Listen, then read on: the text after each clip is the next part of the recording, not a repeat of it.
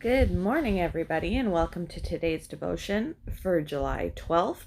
Today's devotion is titled United in Separation, and the Bible reading is from Genesis chapter 13, verses 1 to 9.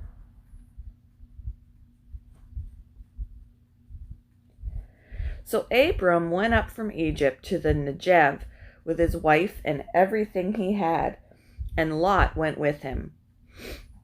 Abram had become very wealthy in livestock and in silver and gold. From the Negev, he went from place to place until he came to Bethel, to the place between Bethel and Ai, where his tent had been earlier, and where he had first built an altar, where Abram called on the name of the Lord. Now Lot, who was moving about with Abram, also had flocks and herds and tents, but the land could not support them while they stayed together, for their possessions were so great that they were not able to stay together. And quarreling arose between Abram's herders and Lot's. The Canaanites and Perizzites were also living in the land at that time. So Abram said to Lot, "Let's not have any quarreling between you and me, or between your herders and mine, for we are close relatives. Is not the whole land before you? Let's part company.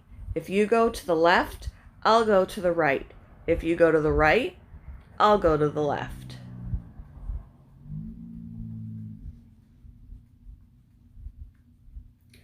Thrown into a project with his colleague, Tim, Alvin faced a major challenge. He and Tim had very different ideas of how to go about it.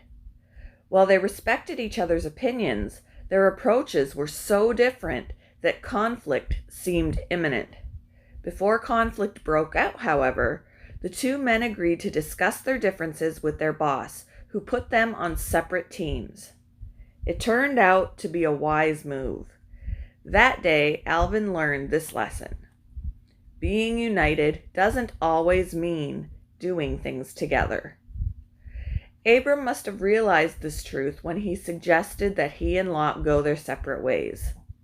In Bethel, seeing that there wasn't enough space for both their flocks, Abraham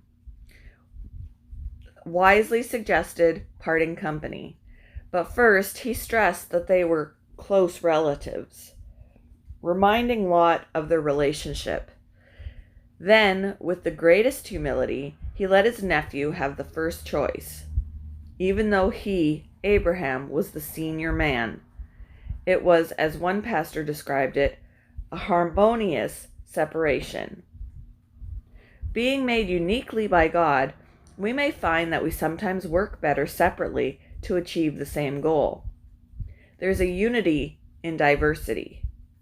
May we never forget, however, that we're still brothers and sisters in the family of God. We may do things differently, but we remain united in purpose.